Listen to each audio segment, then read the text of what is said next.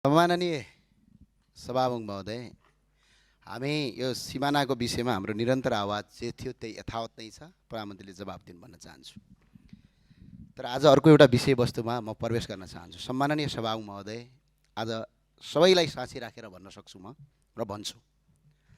हिजो सिंहदरबारभन्दा मान्छेको जीवन ठुलो भन्नेहरू आज मान्छेको जीवनभन्दा नियम ठुलो भन्दैछन्। सम्माननीय सभामुख महोदय, म स्पष्ट रूपमा भन्न चाहन्छु, मान्छेको जीवन समाप्त गर्नेहरू हिजो पनि हत्यारा थिए, आज पनि हत्यारा नै हुन्। मान्छेको हत्या केवल गोली हानेर मात्र हुँदैन। सभामुख महोदय, कुनै नागरिकको बाँच्ने आधार खोसेर उसको रोजीरोटी बन्द गरेर उसलाई निराशा र पीडाको यस्तो अवस्थामा पुर्याउनु कि ऊ आत्महत्या गर्न बाध्य होस्, त्यो गतिविधि पनि गोली हाने सरहको अपराध हो। सम्माननीय सभामुख महोदय, हामीले कहिले सडकमा जथाभावी पार्किङ गर्न पाउनुपर्छ भनेका छौँ? यदि कसैसँग दम र हिम्मत छ भने संसदको रोस्टममा हेरियोस्। सम्माननीय सभामुख महोदय, संसदको रेकर्डमा हेरियोस्। हामीले कहिल्यै पनि जथाभावी सडक पार्किङ गर्न पाउनुपर्छ भनेका छैनौँ। यस्ता भ्रात्मक अल्गोरिदम फैलाएर मान्छेको चरित्र हत्या गर्ने काम तत्काल बन्द गरियोस्। सम्माननीय सभामुख महोदय, हामीले त यति मात्र भनेका हौँ, प्रहरीको रुखो अमानवीय र अपमानजनक व्यवहारका कारण कुनै नागरिकको आत्महत्या गर्न बाध्य नहोस्। कानुन सबका लागि बराबर हो। सम्माननीय सभामुख महोदय, ट्राफिक नियम उल्लङ्घन गर्दा सर्वसाधारणलाई कारवाही हुन्छ भने सिटबेल्ट नलगाई गाडी चलाउने गृहमन्त्री र प्रधानमन्त्रीलाई चाहिँ कारवाही किन हुँदैन? सम्माननीय सभामुख महोदय, न्याय सबका लागि बराबर हुनुपर्छ। विधि विधि विधि विधिभन्दा अर्को चिज छैन। सम्माननीय सभामुख महोदय, हामीले कानुन हटाऊ भनेका होइनौँ, कानुन सबैका लागि समान रूपमा लागू गर भनेका हौँ। अब गणेश नेपालीको विषयमा पनि केही कुरा स्पष्ट राख्न चाहन्छु। सम्माननीय सभामुख महोदय, हामीले जलनका बिरामीलाई अपराधी जस्तै हिँडाएर किन अस्पताल लगियो, एम्बुलेन्समा किन लगिएन भनेर प्रश्न गरेका हौँ।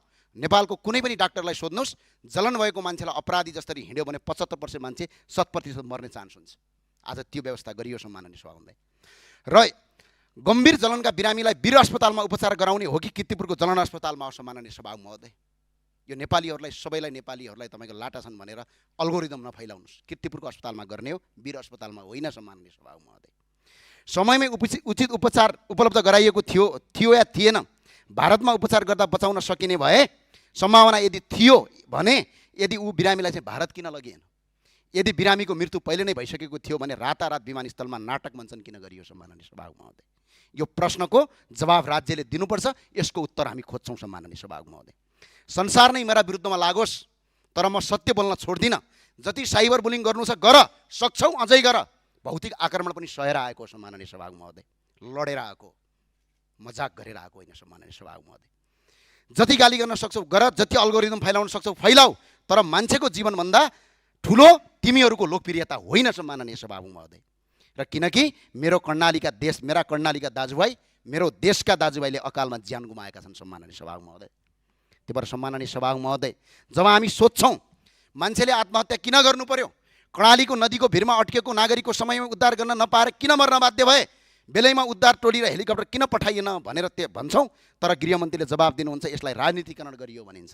तर सम्माननीय सभामुख महोदय, वास्तविक राजनीतिकरण भनेको के हो भन्ने कुरा आज संसदमा स्पष्ट भन्न चाहन्छु।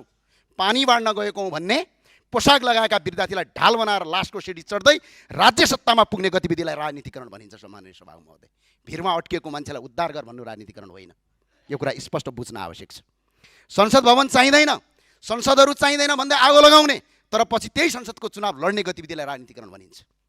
आफू पदमा हुँदा नहुँदा नेताको तलब सलब हटाउनुपर्छ, अगाडि पछाडि ट्विटी गाडी सुरक्षाकर्मी राख्न हुँदैन भन्ने, तर सत्तामा पुगेपछि आफ्नै अगाडि पछाडि सुरक्षाकर्मीको लावा लस्कर र घेरा लिएर हिँड्ने प्रवृत्तिलाई राजनीतिकरण भनिन्छ। आफै सरकारमा बस्ने, आफै आफ्ना कार्यकर्ता लगाएर न्युरो र सञ्चार माध्यम र कार्य र प्रतिपक्षका घर अगाडि अवैधानिक पार्किङ गराउने, त्यसको भिडियो बनाएर सर्वसाधारणले गरेको भन्दै अल्गोरिदम फलाएर मिडियाबाजी गर्ने गतिविधिलाई राजनीतिकरण भनिन्छ। कर्णालीको भिरमा अड्किएर मर्न बाध्य नागरिकलाई उद्धार गर भन्नु राजनीतिकरण होइन। सम्माननीय सभामुख महोदय, उद्धार गर्नुपर्ने समयमा हेलिकप्टर नपठाउने, फोन नउठाउने, दादा र डनगिरी शैली देखाउने, तर पछि संसदको रोस्टममा उभिएर रोएको अभिनय र नाटक गर्ने गतिविधिलाई राजनीतिकरण भनिन्छ। सम्माननीय सभामुख महोदय, यो राजनीतिकरण भनेको सबैको सम्पत्ति छानबिन गर्छौँ भन्ने, तर आफ्ना मन्त्री र नयाँ सांसदहरूको सम्पत्ति छानबिन गर्नु हुँदैन भनेर नीति बनाउने कार्यलाई राजनीतिकरण भनिन्छ। सम्माननीय सभामुख महोदय, अरूको सम्पत्ति छानबिन गर्न समिति माग्ने, तर बिचौलियासँगको साँठगाँठको प्रमाण बाहिरिएपछि आफै समिति बनाउने, आफै समितिका सदस्यलाई थर्काउने, आफैलाई निर्दोष देखाउने र समितिका प्रतिवेदन लुकाउने गतिविधिलाई राजनीतिकरण भनिन्छ। सम्माननीय सभामुख महोदय, कर्णालीको भिरमा अड्केको मान्छेलाई उद्धार गर भन्ने राजनीतिकरण होइन। सम्माननीय सभामध्ये हामी सेवा गरेर राजनीतिमा आएका हौँ। देशका भौतिक संरचनामा आगो लगाउँदै सिंहदरबार खरानी बनाउँदै राजनीतिमा आएका होइनौँ। सम्माननीय सभामध्ये बरु भ्रष्टाचारका विरुद्धमा विरोध गर्दा विभिन्न आक्रमण सह्यौँ, आफू पनि मर्न तयार भयौँ, तर कसैलाई हानि पुर्याएनौँ। सम्माननीय सभा महोदय, नेपालको 1 इन्च पनि भौतिक संरचना ध्वस्त बनाएका छैनौँ। त्यसैले फेरि पनि भन्छु, कानुन सबका लागि समान हुनुपर्छ, राज्य नागरिकको अभिभावक बन्नुपर्छ, उत्पीडितको होइन। नियम नागरिकको जीवन रक्षाका लागि बन्नुपर्छ। सम्माननीय सभा महोदय, जीवन समाप्त पार्नका लागि होइन। यो नीति बन्न सक्दैन।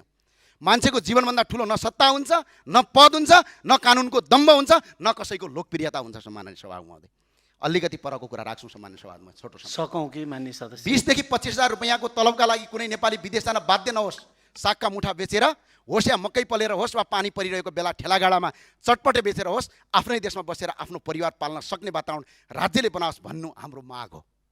यदि देशमा बसेर केही गरौँ भन्ने नेपालीहरू नागरिकहरू आज बाध्य भएर खाडी मुलुकमा जानु परेको छ। कयौँ नागरिकहरू विदेशमा गएर बिरामी परेका छन्। कतिपय नेपालीहरू रातो बाकसमा फर्केका छन्। त्यसैले यही देशमा बसेर सानो व्यापार र रोजगार गर्न सक्ने वातावरण बनाइयोस् भनेका हौँ। हामीले कसैको र सरकारको विरोध गरेका होइनौँ। सम्माननीय सभा महोदय, काठमाडौँको टुडीखेल लगायत देशका विभिन्न स्थानहरू सडकभन्दा बाहिर, राजमार्गभन्दा बाहिर रहेका सार्वजनिक स्थल पार्कहरूमा विभिन्न निश्चित समय तोकेर नगर प्रहरीको निगरानीमा ठेलागाडा राख्न दिने व्यवस्था गर्न सकिन्छ। मकै पोल्न दिने, सागका मुठा बेच्न दिने, चटपटे बेच्न दिने साना व्यवसायलाई व्यवस्थित रूपमा काम गर्न नीति बनाउन सकिन्छ। हामीले नियम पालना नमान भन्न खोजेका होइनौँ। सम्माननीय सभाले हामीले गरिबलाई बाँच्न दिनुहोस् भनेका हौँ, व्यवस्थित गरिदिनुहोस्, तर उनीहरूको रोजीरोटी नखोज्नुहोस् भनेका हौँ। कीर्तिपुरको सुकुम्बासी सेल्टरमा एउटा नाबालक भोगले तडपिएर रोइरहेको छ। त्यो नाबालक पनि यही देशको नागरिक हो। सम्माननीय सभा महोदय, हामी सबैको मान्य सदस्य सके सम्मान 1 मिनटभित्र उसलाई पनि बाँच्न पाउने अधिकार छ। सुकुम्बासी सेल्टर कुनै जेल होइन। त्यहाँ रहेका नागरिकमाथि राज्यको जबरजस्ती अमानवीय व्यवहार नगरोस्। प्रधानमन्त्रीका सन्तानलाई जस्तै त्यो नाबालकलाई पनि खुसीका साथ समान अधिकार र बाँच्न पाउने अधिकार छ। सम्माननीय सभामा राज्यले हरेक नागरिकलाई समान दृष्टिले हेर्नुपर्छ। जनतासँग करका नाममा लाखौँ रुपियाँ असुलिन्छ भने सरकारले पार्किङको व्यवस्था पनि गर्नुपर्छ। तत्काल सबै व्यवस्था गर्न नसकिएला, तर त्यसको सुरुवात गर्नुपर्छ। दीर्घकालीन योजना बनाउनुपर्छ।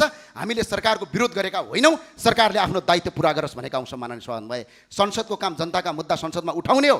कार्यान्वयन गर्ने जिम्मेवारी सरकारको। संसद कार्यकारी होइन। हामीसँग कार्यकारी अधिकार छैन, मन्त्री र सरकारसँग छ। त्यसैले हामीले जनताको आवाज उठाउँदा त्यसलाई विरोधका रूपमा नबुझियोस्। सरकारलाई काम गर्नुहोस्, गरिबलाई बाँच्न दिनुहोस्, साना व्यवसायलाई व्यवस्थित अवसर दिनुहोस्, विदेशी न बाध्य नागरिकलाई आफ्नै देशमा स्वरोजगारको आधार दिनुहोस् भनेका हौँ। यो विरोध होइन, जनताको जीवन र अधिकारको पक्षमा उठाइएको आवाज हो। सम्माननीय सभामा यसरी अल्गोरिदम फैलाएर घरको अगाडि पार्किङ गराएर जसरी तपाईँको राज्य आतङ्क सिर्जना गरिएको छ, यो कालान्तर इतिहासमा एउटा कालो अक्षरले लेखिनेछ। सम्माननीय सभामा हस्, धन्यवाद।